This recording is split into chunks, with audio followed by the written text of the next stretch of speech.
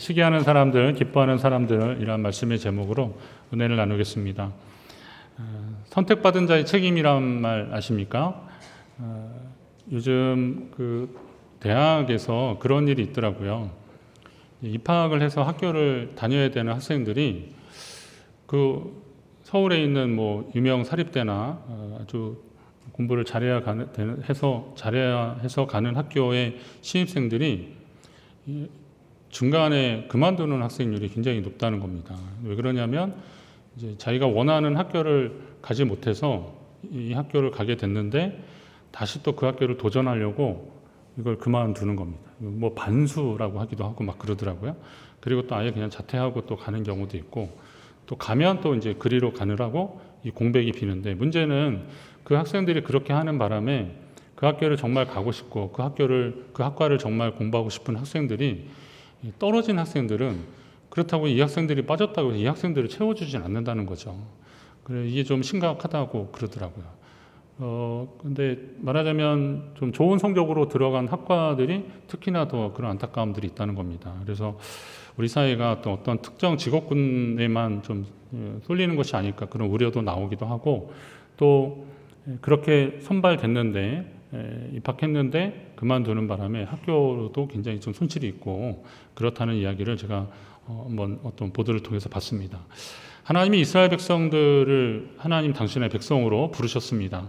출애굽기 19장, 우리가 잘 아는 말씀, 세계가 다 내게 속하였나니 너희가 내 말을 잘 듣고 내 언약을 지키면 너희는 모든 민족 중에서 내 소유가 되겠고 너희가 내게 대하여 제사장 나라가 되며 거룩한 백성이 되리라.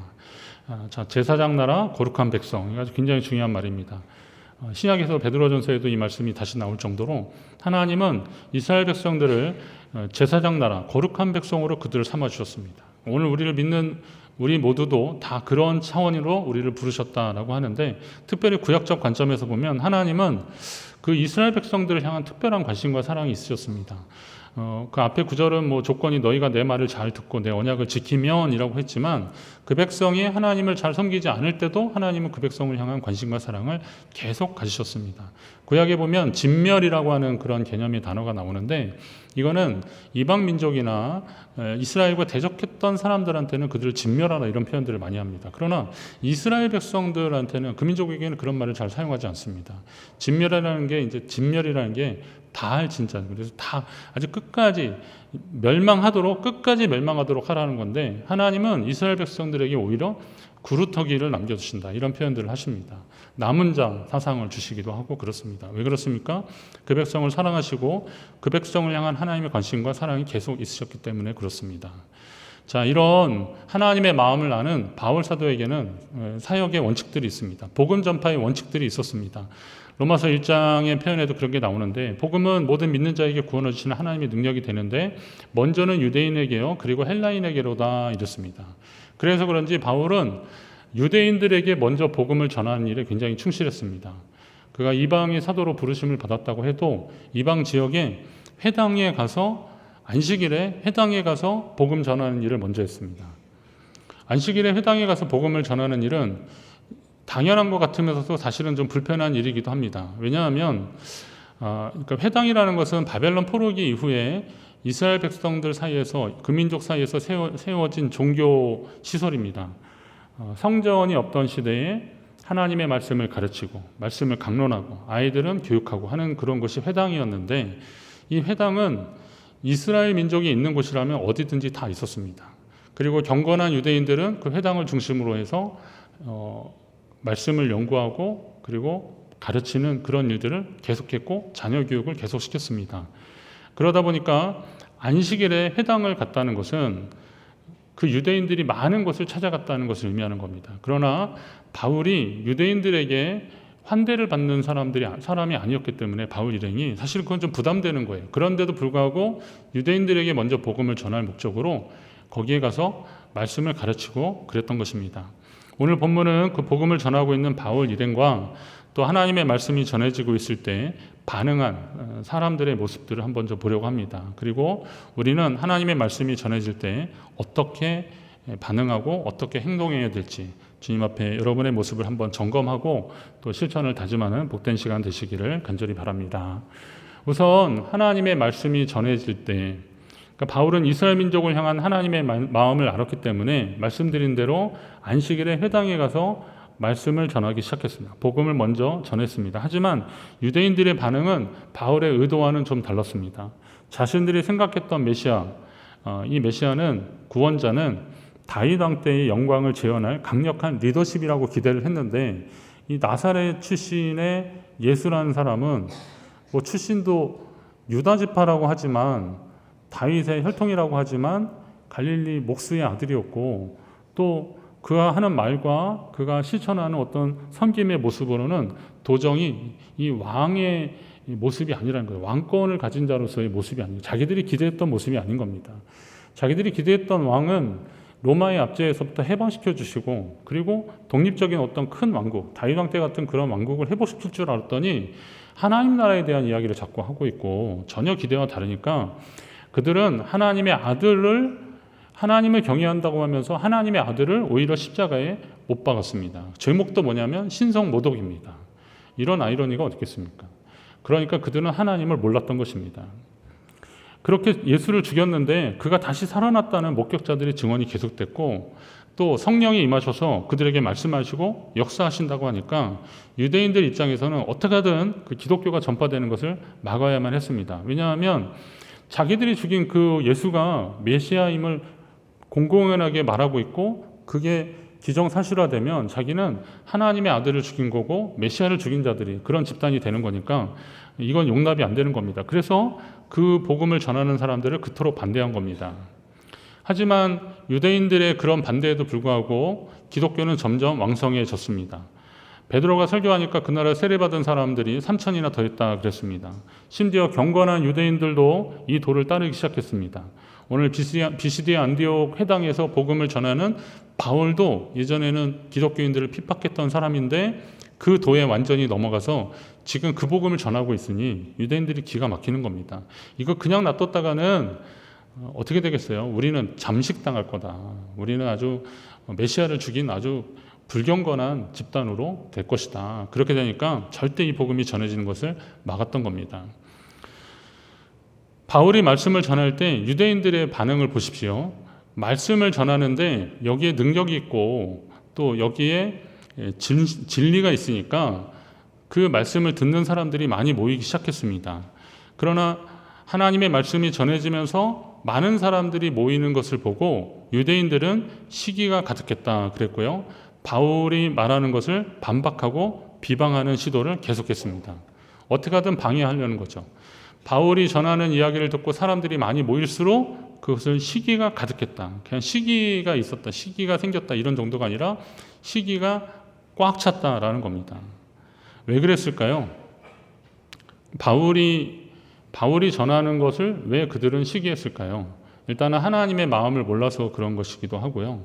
또 인간적으로 보면 이게 복잡 미묘한 사람의 감정이죠.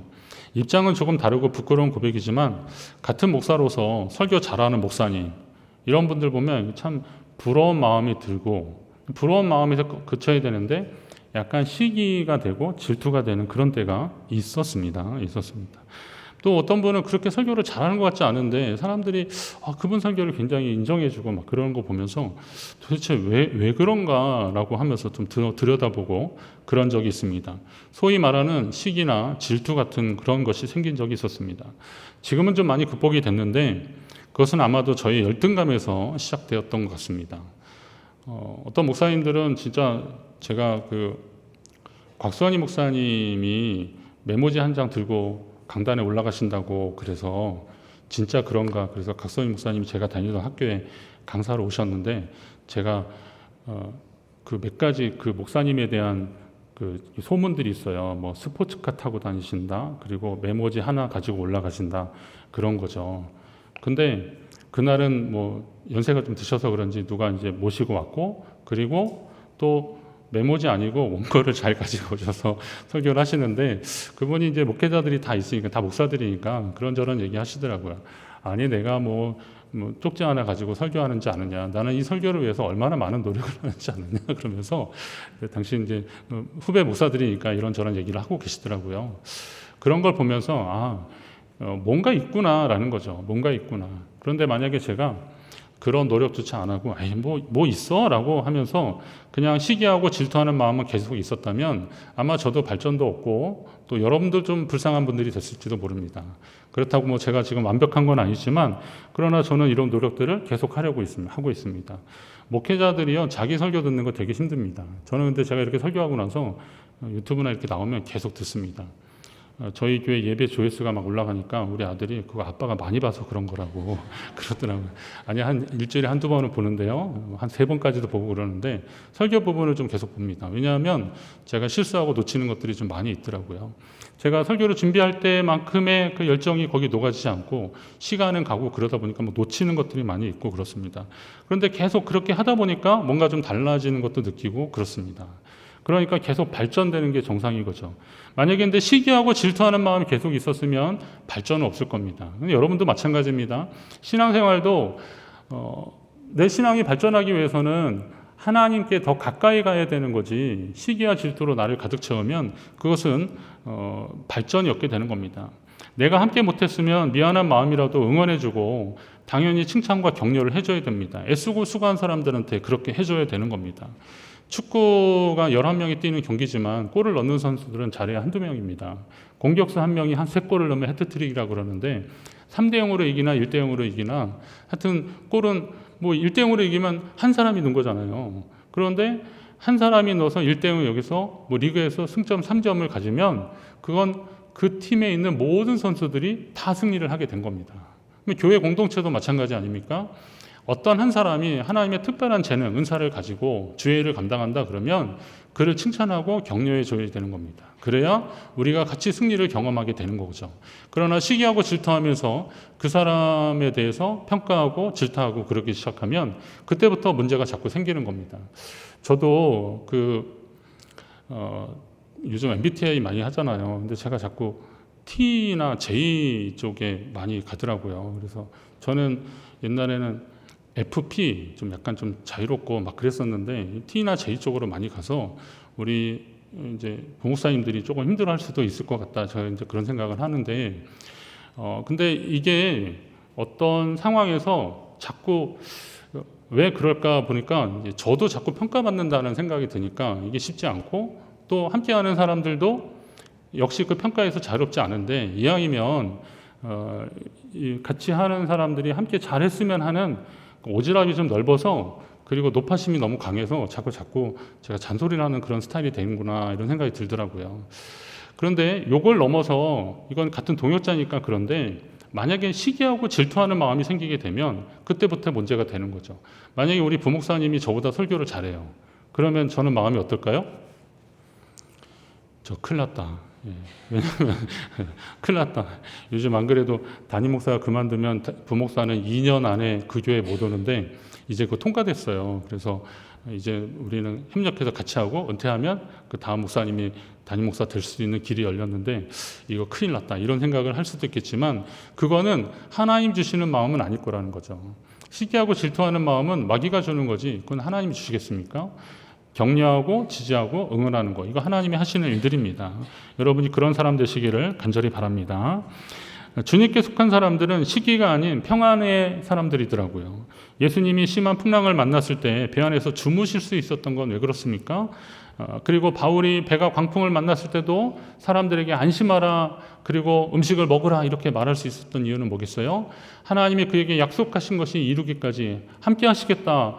내가 가이사랴에게 로마에 가서 복음을 전하게 될 것이다 라는 약속의 말씀을 그는 알고 있었기 때문에 그 말씀을 받았기 때문에 나는 이 풍랑이 있는 이 속에서도 이 광풍에서도 내가 탄 배는 잘못되지 않을 것이다 확신이 있었던 거. 하나님이 나와 이 사람들을 구해주실 것이다 확신이 있었던 겁니다.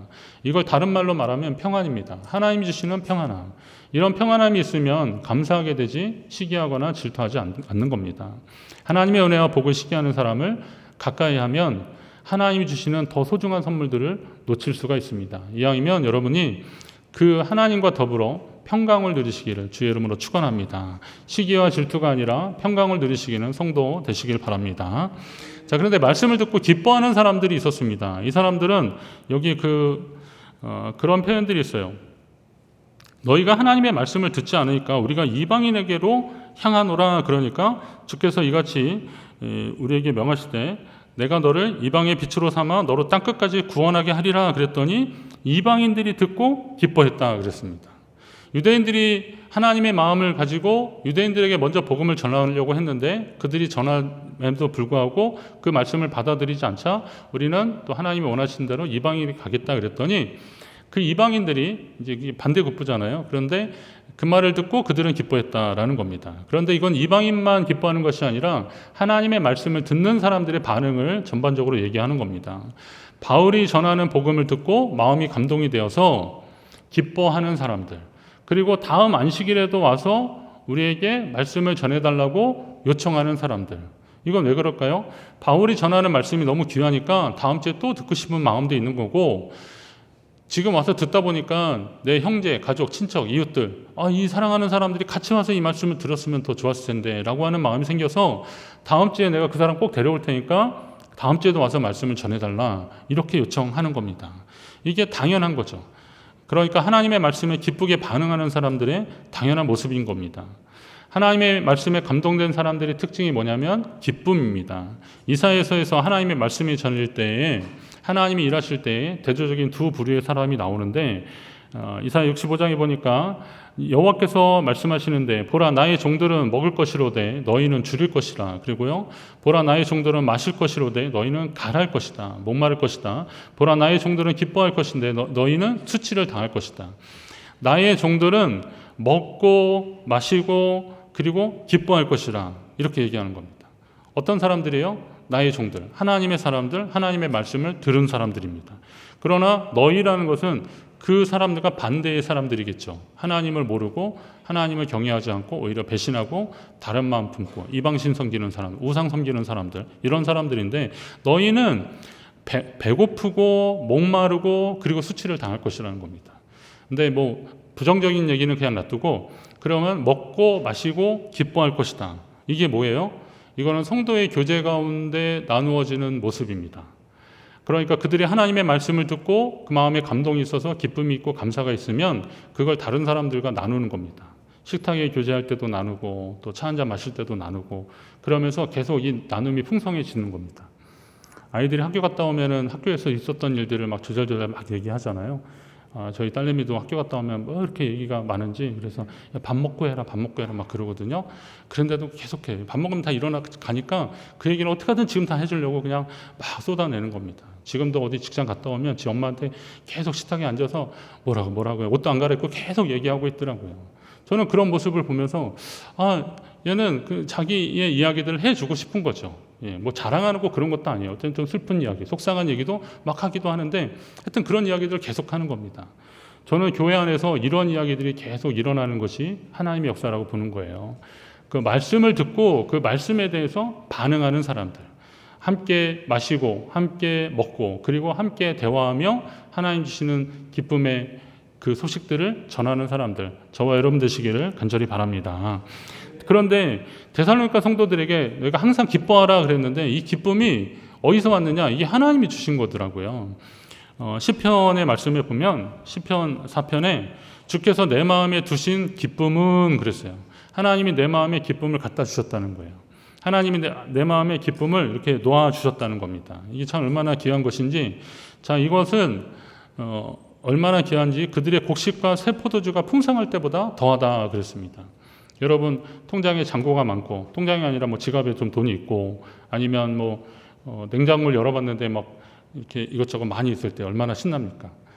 전에 그 박영춘 목사님, 우리 교회 사역했던 박 목사님 아들만 셋인데 그 사모님이 그러더라고요. 마트에서 우유를 정말 많이 사온대요. 그러면 냉장고를 꽉 채워놓으면 일주일에 다 없어진대. 애들이 막 계속 먹는데 형들이 하도 먹으니까 이 막내가 이제 자기는 계속 못 먹는 것 같은, 상대적으로 적게 먹으니까. 그래서 근데 어느 날 이렇게 냉장고를 딱 열어보더니 우유가 꽉 차니까 아주 흐뭇해 하더라는 겁니다. 그런 심정이 어떤 것이 아니겠죠? 자, 우리 인생에 있어서 풍성함 때문에 우리는 사실 흐뭇해합니다. 그런데 하나님이 주시는 기쁨은 그것이 풍성할 때보다 훨씬 더 크다는 거예요. 여러분이 그런 기쁨을 누리시기를 간절히 바랍니다. 이게 세상에서 오는 상대적인 것 가지고는 이런 기쁨을, 진정한 기쁨을 누릴 수 없어요. 이건 하나님이 우리에게 두신 것으로 인해서 가능한 일입니다. 자, 그런데 하나님이 우리에게 그 기쁨을 갖다 놓으셨는데 이거를 호시탐탐 노리고 빼앗는 것이 누구냐면 그건 마귀가 하는 거라는 거죠. 사탄은 어떻게 하든 우리의 기쁨을 빼앗으려고 하는 겁니다. 우리의 기쁨을 빼앗는 것의 가장 핵심의 요소가 뭐냐면 근심이더라고요. 근심하면 기뻐하지 않습니다. 물론 우리가 살아가면서 염려하는 거 있고 근심하는 거 왜 없겠습니까? 그러나 이 근심이 하나님 주신 기쁨을 이기지 못하도록 하셔야 됩니다. 여러분, 너희가 근심하지만 조금 있다가 나를 다시 보게 될 것이다 라고 말씀하셔요. 주님이 없어지는 것에 대해서 근심하지만 주님이 죽으실지도 모른다는 것 때문에 제자들은 근심하게 되지만 그러나 주님은 조금 있다가 나를 다시 보게 될 것이다. 그러니까 주님을 만나는 기쁨이 이 근심보다 훨씬 크게 될 것이다 라는 겁니다. 씨 뿌리는 비유에도 보면 세상의 염려와 재물의 유혹과 기타 욕심이 들어오면 하나님의 말씀을 막아서 결실하지 못하게 하는 거더라고요. 하나님의 말씀을 듣는데 지금 여러분이 설교를 들으면서 예배 중에서도 다른 거에 계속 관심이 있고 그걸로 근심을 자꾸 하게 되면 오늘 하나님의 말씀을 듣는 것을 자꾸 놓치게 된다는 겁니다. 나중에 뭐 유튜브로 다시 들을 만한 것도 아니잖아요. 제 설교가 뭐 그렇게 받아 적어가지고 뭐 시험에 나올 만한 정도로 그렇게 하겠습니까? 근데 지금 이 시간 하나님이 말씀하실 때에 우리의 마음을 감동시켜서 주시는 그 포인트가 있는데 그 포인트를 놓치면 기쁨이 사라지게 되는 거예요. 그래서 말씀에 집중해야 되는 게 그런 겁니다. 전에 교회에 있을 때 할머니 권사님들이 자녀들한테 보청기 맞춰달라고 자꾸 그랬답니다. 전 보청기가 그렇게 비싼지 몰랐거든요. 그냥 몇백만 원씩 하더라고요. 그래서 자녀들이 근데 저한테 와서 이제 어머니 보청기 해드렸다는 거를 이제 플렉스 이렇게 자랑하시면서 얘기하시는. 근데 어머니가 왜 보청기를 해달라 그러냐면 목사님 설교를 잘 들으려고 그래서 해드렸다고 그러는 거예요. 그걸 자꾸 얘기했다는 거예요. 그 얘기 들으니까 저도 좀 부담이 됐어요.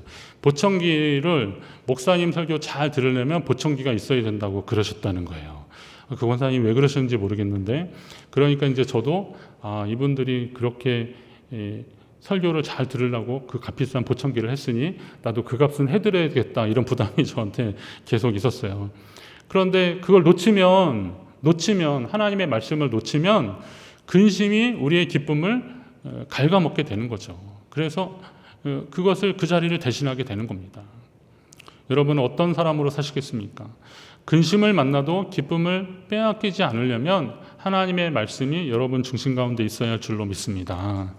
근데 무조건 기뻐하라면 그것도 이상하잖아요. 그런데 하나님의 말씀을 들으면 어느새 염려가 사라지고 기쁨의 사람이 되는 거죠. 왜냐하면 하나님이 문제보다 크시다 그랬으니까.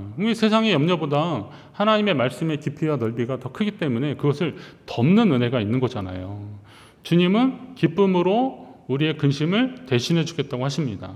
여러분이 근심하느라 주님이 주신 기쁨을 빼앗기는 일이 없도록 하십시오. 그리고 어떤 사람들이 기뻐하냐면 말씀을 전하는 사람들이 기뻐하더라고요. 하나님의 말씀을 전달하는 사람들. 누가 만약에 뭐 큰 소식, 야 이건 빅뉴스야 그러면서 막 전할 때 그 사람 보면 막 쉬지 않고 막 얘기하더라고요. 하나도 틀리지 않으려고 막 얘기하고 그러더라고요. 이게 전달하는 사람의 자세인데 그러나 그 소식이 다른 소식도 아니고 생명을 살리는 소식이다. 한번 생각을 해보세요. 우리의 죄의 문제를 해결해주고 생명을 살리는 소식이다. 그러면 이 소식을 전하는 사람이 눈은 반짝거릴 것이고요. 얼굴에는 기쁨이 만연하게 될 것입니다. 또 그리고 어떤 사람들이 기뻐하냐면 그 하나님의 말씀대로 살아가는 사람들이 기뻐하더라고요. 하나님의 말씀대로 살아가는 사람들. 여러분 뭔가 이렇게 배웠을 때 처음에는 어색하고 그러지만 그게 몸에 배면 나중에 그것을 실천하게 될 때 기쁨이 있습니다. 저도 처음에 운전을 할 때 정말 겁이 나고요. 등에 막 식은땀이 막 나고 그랬는데 연습을 이제 계속하고 좀 하다 보니까 몸에 배니까 이제는 운전하는 그런 즐거움이 있더라고요. 그때는 막 할 일도 없는데 여기에 뭐 물건 사러 가는데 걸어가도 되는데도 그냥 차 타고 막 가고 그랬어요. 운전 좀 더 하고 싶어서 막 그랬거든요. 요즘은 이제 그럴 일이 없어요. 운전하면 하도 졸려가지고 제가 웬만하면 운전 잘 안 하려고 그러는 것 중에 하나인데 그런데 그 운전이 그냥 단순히 우리가 운전 연습만 해가지고는 안 되잖아요. 그걸 통해서 뭔가 목적을 이루고 목표지에 가고 거기서 사람을 만나고 돌아오고 그럴 때 그 행위 자체가 우리에겐 즐거움을 주는 겁니다. 그리고 보람을 주는 거죠. 하나님의 말씀이 생명이 있다 그랬는데 그 말씀대로 살아가면서 하나님의 생명이 전수된 것 같은 그런 느낌을 받는 사람들은 기뻐하는 사람인 거죠. 왜냐하면 그 말씀이 내 삶에 이루어지고 있으니까. 하나님의 말씀이 이루어지는 것을 보는 사람들은 기뻐하는 사람들입니다. 여러분들이 또 정성스럽게 만든 음식을 식구들이 잘 먹는다고 한번 생각을 해보세요. 그럼 그것도 기쁨입니다. 내가 전한 말씀을 통해서 사람들이 그 말씀대로 살아가는 것을 보고 나도 그 말씀대로 살아가면서 우리는 기쁨의 사람들이 되는 겁니다. 하나님의 말씀이 살아 운동력이 있다는 것은 바로 여러분의 삶 가운데 녹아져야 되는 것을 말하는 겁니다. 여러분이 그 말씀을 실천함으로 기쁨의 사람이 되시기를 간절히 바랍니다. 자, 그러면 이제 하나님의 말씀을 듣고 시기하는 사람이 있고 기뻐하는 사람이 있는데 오늘 또 제가 말씀드리고 싶은 사람들은 충만한 사람들입니다. 사실 이 사람들은 아까 전했던 사람들이라 전할 때 기쁨이 있다 그랬는데 말씀을 전하는 사람들, 오늘 읽지는 않았지만 맨 마지막 구절에 보면 제자들은 기쁨과 성령이 충만하니라 그랬어요. 하나님의 말씀을 전하고 그 말씀으로 인해서 열매가 맺어지는 것을 보는 제자들은 성령과 기쁨이 충만했다 그랬습니다.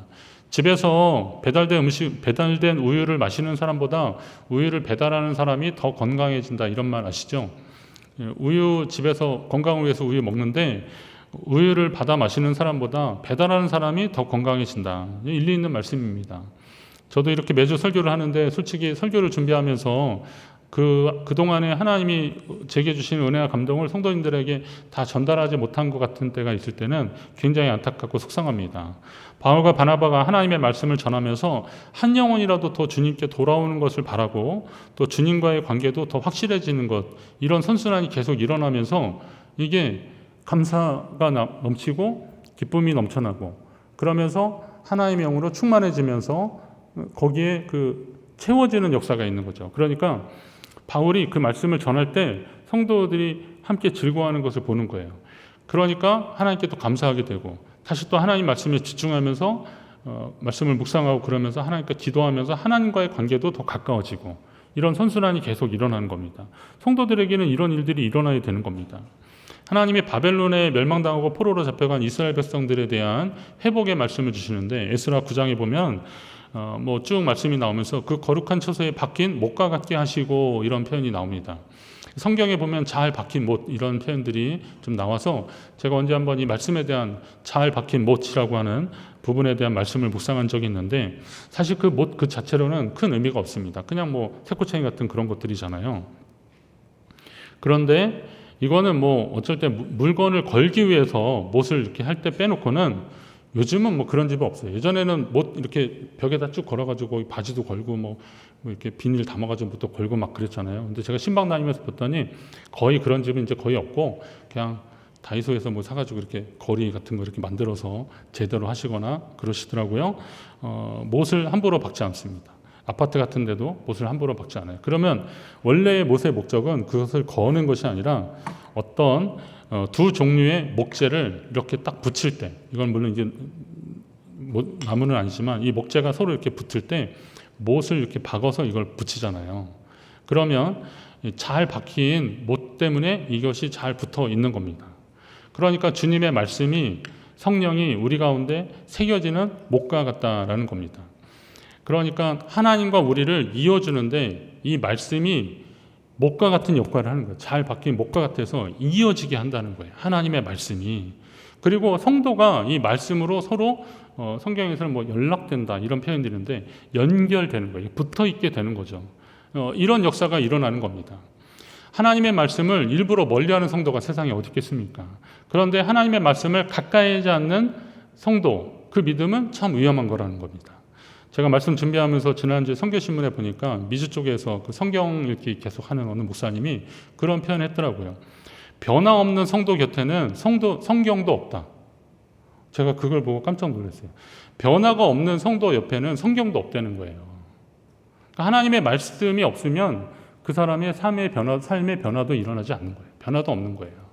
그러면 변화를 꿈꾸고 하나님께 잘 박힌 못과 같은 그 말씀 안에서 붙어 있으려면 어떻게 해야 되겠어요? 하나님의 말씀을 가까이 하고 또 그 말씀을 전하면서 이 선순환이 일어나야 한다는 겁니다. 자, 하나님의 말씀을 가까이 하고 전하는 사람들은 기쁨과 성령이 충만했습니다. 52절의 표현이 그거죠. 근데 원래 성령과 기쁨, 기쁨과 성령 그랬는데 이게 한 개 세트와 같습니다. 같이 가는 겁니다. 성령 충만한 사람은 기뻐할 수 있습니다. 성령 충만한 사람은 삶에 있어서 하나님이 주시는 그 능력이 있기 때문에 우리의 삶을 잠식하려고 하는 염려와 근심이나 여러 가지 어려운 상황들도 그 넉넉한 하나님의 능력으로 이길 수 있다는 자신감 때문에 기뻐할 수 있고, 그리고 그것을 그 안에서도 여유를 가질 수 있는 거죠. 성령 충만한 사람이 기뻐하는 게 바로 이런 이유입니다. 성령은 우리 안에 있는 죄를 태우고 소멸시키는 분인데, 그렇게 영적으로 깨끗해진 성도는 당연히 기뻐할 수밖에 없는 겁니다. 여러분 만약에 뭐 남편분들이나 아내분들 요즘 이제 맞벌이하는 가정도 많이 있으니까 출근하고 퇴근하고 딱 왔는데 집이 막 그냥 난장판이 됐다고 한번 생각해 보세요. 뭐 아이들이 막 집을 다 어지러놨다고 생각해 보세요. 그러면 마음이 어때요? 즐겁습니까? 예, 그런 분들은 빨리 병원 가십시오. 그렇게 지저분한데도 즐겁고 흐뭇하고 그러면 큰일 난 겁니다. 그 막 짜증이 나죠. 내가 이걸 언제 다 치우고 또 밥도 해야 되고 빨래도 해야 되고 막 그런데 이것도 하나 안 도와주고 나는 정말 그 막 스트레스 받고 그 상사의 그 잔소리 다 듣고 막 그러면서도 어떻게든 가족 생각해서 참고 그래서 여기까지 왔는데 또 이런 일이 자꾸 일어나고 그러면 얼마나 화가 나겠습니까? 정돈되지 않은 거 보면 혼란스럽고 또 화가 나고 짜증나기 마련입니다. 그런데 성령이 임하면 우리 속에 그 지저분한 것들을 청소해 주시는 거잖아요. 죄를 소멸시켜 주시는 거잖아요. 그러면 우리가 하나님 안에서 거룩해진 성도로 살아간다면 그게 얼마나 기쁜 일이겠습니까? 제가 그 회개로 인한 죄사함의 은총을 많이 경험하던 시기가 있었는데, 그때 제가 하나님께 경험했던 게 그런 것들이에요. 하나님이 저를 이렇게 불태워 주신다, 이런 경험도 있었지만 또 저를 이렇게 하얗게 깨끗하게 해주시는 그런 경험들을 제가 경험했거든요. 자, 그러니까 저는 거의 백제와 같은 상황인데 새로 태어난 것 같은 그런 느낌이 가득했는데, 저의 말과 행실이 하나님의 영광을 가리우면 안 되겠다는 생각 때문에 말도 조심하게 되고 또 행동도 조심하게 되고 그렇게 되더라고요. 그러면 그 기쁨이, 그러니까 성령이 충만한 사람들은 그 기쁨으로 살아가게 되는 거죠. 근데 그 기쁨이 어디서 오는 거겠어요? 하나님의 영으로 오는 거고, 하나님의 영은 또 어떻게 오겠어요? 하나님의 말씀을 통해서 오게 되는 겁니다. 그러니까 이게 계속 우리 안에서 더 힘있고 능력 있는 것으로 역사하기 위해서는 하나님의 말씀을 새기고 그것을 전하는 가운데 거기에서 일어나는 순기능들이 우리를 더 새롭게 하고 기쁨으로 감사함으로 이어지게 하는 겁니다. 오늘 하나님의 말씀을 들을 때 보인 사람들의 반응을 중심으로 한번 봤는데요. 시기하는 사람들은 경쟁하고 질투하고 그러면서 하나님이 우리에게 주시는 그 생명의 기회들을 자꾸 놓쳐버리는 겁니다. 그러나 기뻐하는 사람들은 그 일을 통해서 하나님이 하실 일들을 기대하며 즐거워하고 감사하게 되는 겁니다. 그러나 충만한 사람들은 또 어떤 사람들이겠어요? 거기에 더해서 충만한 사람들은 그것이 나로 그치는 것이 아니라 내 이웃, 친척, 형제, 친구 이런 사람들에게 이 복음을 전함으로 인하여서 이 하나님의 말씀의 풍성함이 더해지는 것을 경험하는 사람들입니다. 그러면 1번은 생각할 것도 없고 2번도 귀하지만 이왕이면 여러분이 3번과 같은 충만한 사람이 되시기를 주의 이름으로 축원합니다. 시기하는 사람은 하나님의 은혜를 이해하지 못합니다. 생명의 소중함을 알지 못하는 사람입니다. 평생 열등감에 빠져서 자신이 얼마나 소중한 존재인지를 깨닫지도 못하는 사람입니다. 지난 말씀 축제 때도 강사님 내 삶의 의미를 발견하기 시작하면 그때부터 달라지잖아요. 그런데 상당 기법 중에도 의미요법이라는 게 있습니다. 너의 그 삶에 어떤 의미를 찾아내면 그것이 얼마나 기쁘고 감사한지라고 하는 거죠. 하나님이 왜 나를 지으셨을까? 나 같은 인간을 왜 만드셨을까? 이렇게 나를 비참하게 생각하면 그때부터 인생이 되게 힘들어지는 겁니다. 그러나 나 같은 사람에게, 나는 그렇게 형편없는데 나 같은 사람에게 그런 생명의 복음을 전해주게 하셔서 나를 주의 자녀로 만드셨다면 하나님은 뜻과 계획이 있지 않으실까? 그러면 그때부터 그 삶이 달라지는 거죠. 자, 하나님 안에 있는 사람들이 자기 존재를 소중하게 여기는 겁니다. 그리고 기뻐하는 거죠. 기뻐하는 사람은 자기의 연약함과 부족함을 발견한 사람입니다. 나는 할 수 없지만 하나님의 뜻 가운데 구원과 회복을 경험한 사람입니다. 그러니 당연히 기뻐할 것입니다. 그리고 이 은혜의 비밀을 알고 삶에 실천하는 사람들, 이것을 전하는 사람들은 하나님의 영으로 충만한 삶을 살 것이기 때문에 그 사람들은 더 기뻐하는 사람이 될 것입니다. 이왕이면 여러분이 충만함 가운데 더 기뻐하는 자, 하나님의 사람 되시기를, 그리고 여러분이 더 넉넉하고 풍성한 하나님의 자녀로서의 삶을 사시기를 주의 이름으로 축원합니다.